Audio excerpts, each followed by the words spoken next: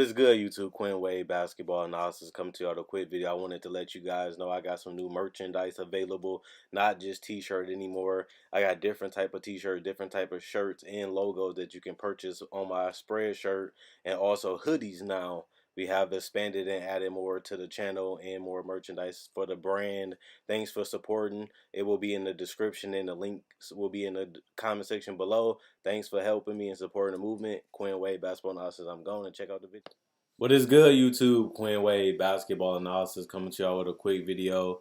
We're going to talk about Devin Booker, a guy that a lot of people doubted and said that he was a guy that was just putting up empty numbers, a guy that just didn't know how to win, wasn't committed to winning, and really may not even have the ability to be a #1 option on a championship team. Even though we still do not know that, it still seems like people still have doubt in the Phoenix just because of their couple years of being mediocre to terrible these last basically 10 years after they lost Steve Nash and Amari. And they basically been trapped and trying to find a way to be competitive and at least try to make it to the playoffs. They came close, but I believe Goran Dragic and Eric Bledsoe, they came close to making it to the playoffs, but like I said, it was mediocre at best, and ultimately that was their ceiling, and they didn't reach the playoffs that season, which is one of the disappointing things in the franchise, that you're so close but you miss it. But when you look at Devin Booker, he is a guy that can really take over games. I really wanted to see how he played with better floor spacing and just better another ball handler like Ricky Rubio. The guy is giving you 35 minutes, which he's been around for the last couple of games. I mean, the last couple of years. He's shooting 51% from the field with 17 shots a game.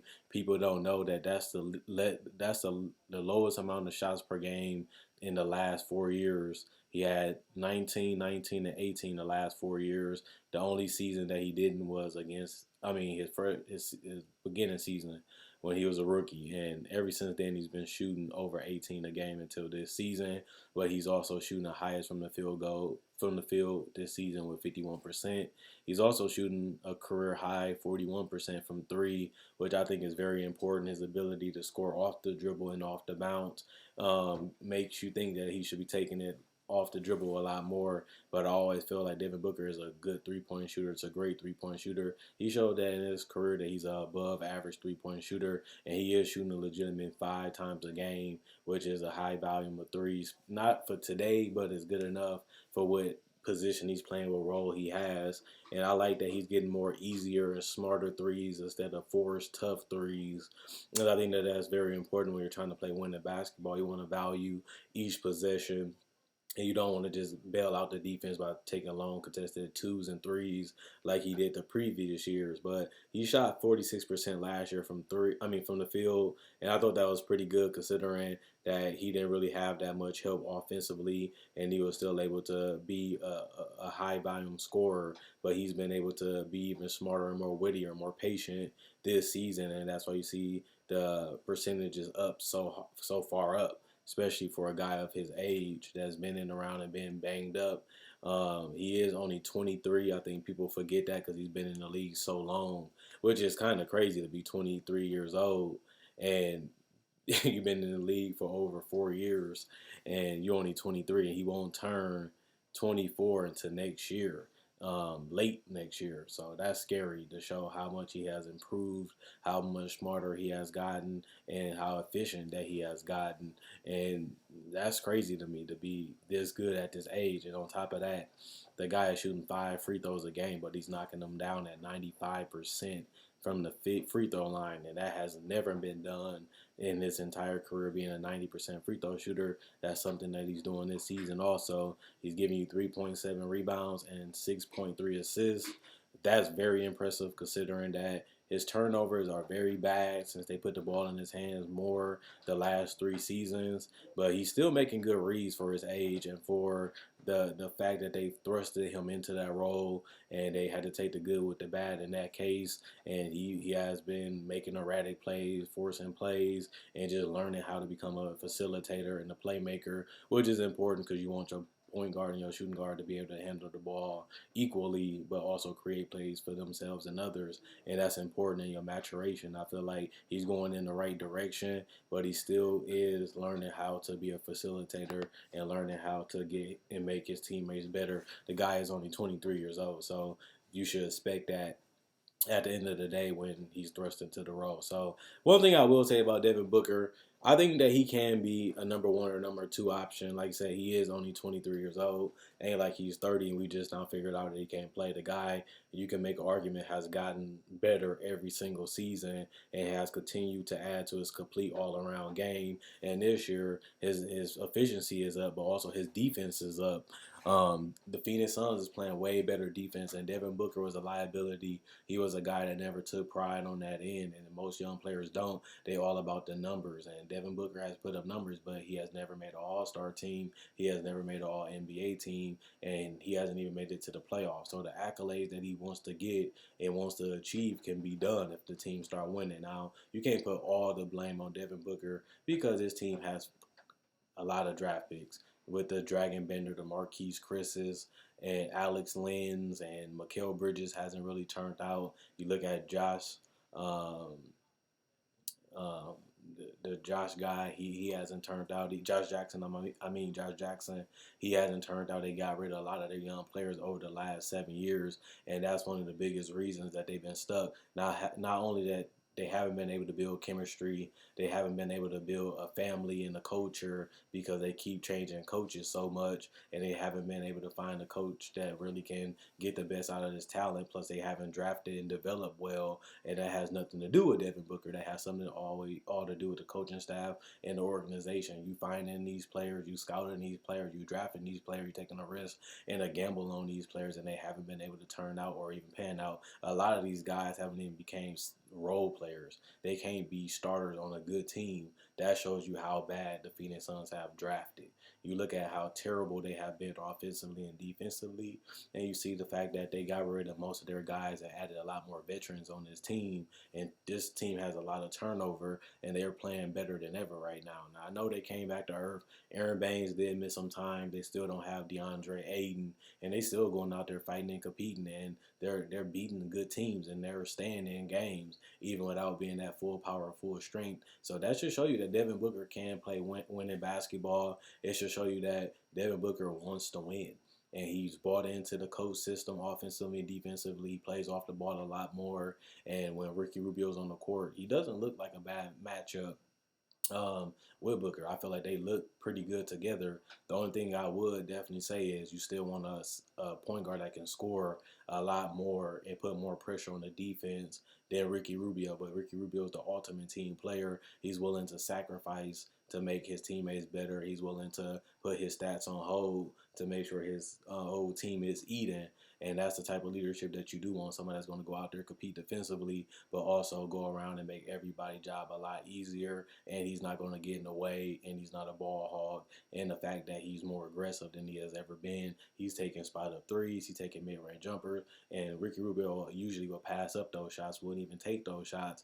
And now you see Ricky Rubio going out there throwing them up, even if they're going in or not. You want him to take those shots if they're open, because those are high percentage shots because they're not contested, and NBA players can knock down those shots. I know Ricky Rubio hasn't had the greatest season because he has missed time, but for what he's worth, he has really helped improve and make this team a lot more balanced and a lot more smarter and a lot more, happier. And I definitely want to see if they can make it to the playoffs. I think this will be a good story. Phoenix finally getting over the hump. Phoenix finally fighting all these demons and finally showing that Book can be that number one option that can be on a competitive team. But I still want to know how to use DeAndre Ayton. Will he be their defensive anchor? Will he be a guy that can give them 20 and 10? Is they going to continue to keep him involved? Last year, I felt like they used him when they wanted to, but didn't use him enough. This is a guy that's strong. He's big. He's mobile, has soft touch, and he's a decent passer for his position.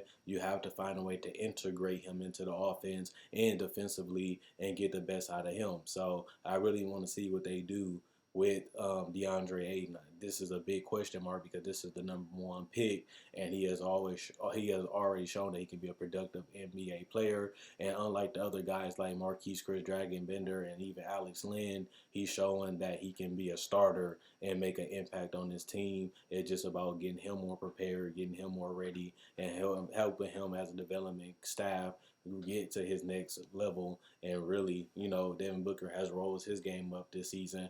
I really want to see how Aiden does next year in this season, and see what he's going to do in the future. But as I like this team, I feel like they really got the best out of Kelly Oubre. There's a lot of guys that's really stepping up this season for them, and it's real good. It's good to see that this is a young team, but they feisty and they're not scared of nobody. And Devin Booker feel like he can score and shred up anybody on the court, and that's what you want to see out of your superstar. You want to see the confidence. You want to see the ability to take over and dominate the game and close the game. And I feel like Devin Booker has been doing that for multiple years, and it hasn't stopped this year. But this is the year that they have finally all got on the same page and all have the same goals, from the coaching staff, from the ownership, all the way down to the players. They want to win, and they're willing to sacrifice and do what they have to do to get to that level, and that's what you want to have. The problem is, will they make the playoffs? I think that that's a good discussion, because right now they're in the playoffs, but they're tied with Sacramento, which means they're not guaranteed to stay in there. And with Aiden and other injuries continuing to happen, they might barely miss it. They might be a 30-35 win team that's better than the last couple years, but you also want to get to the playoffs this year. You don't want to get close and miss it. You want to make it, even if it's an AFC, just for your fans and just for your confidence and just for a whole organization. You want to see this team go in the right direction. You want to see some positive things happen for this team, and we have seen that, but we also want to see them make it to the playoffs, because it'll defy and shut everybody up, because nobody had the Suns getting this far and being this good to the start, even though they are below 500 currently. But that's another story for another day. But I feel like Devin Booker has shown that, yeah, he can lead. He has shown all the superstar tactics that you need him to do. He just needs more help from other players for them to be able to close and execute, and really give him a balanced offense. I feel like they started off the season that way, playing together. I feel like Devin Booker did a lot of hero ball the last couple of years, and I'm not saying that he didn't have to, but I don't see that this year, and I feel like that's another thing he improved on: believing, trusting, and using his teammates the right way, and that's a way of a leader, and that's what a superstar should do. We know what Devin Booker can do. Now it's about, can he have the team success offensively and defensively.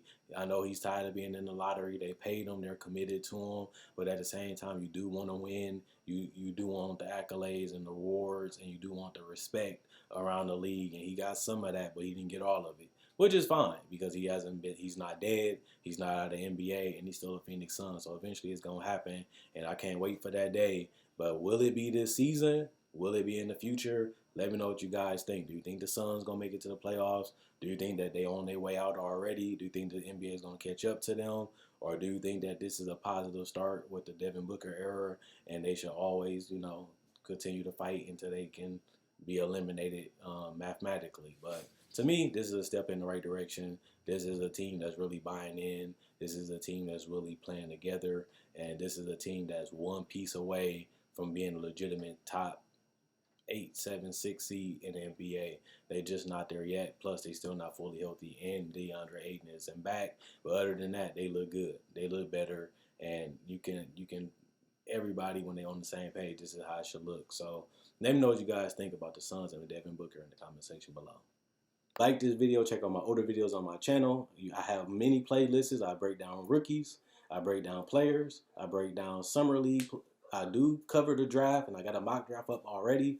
Not only that, I do podcasts, and I also talk about the game of basketball, whether it comes to summer league, free agency, trade deadline, buyouts, and also I cover top 10 discussions and stuff like that. So you like this type of video, you like the NBA, check out my older videos and my playlists. I enjoy making these videos. You guys enjoy watching.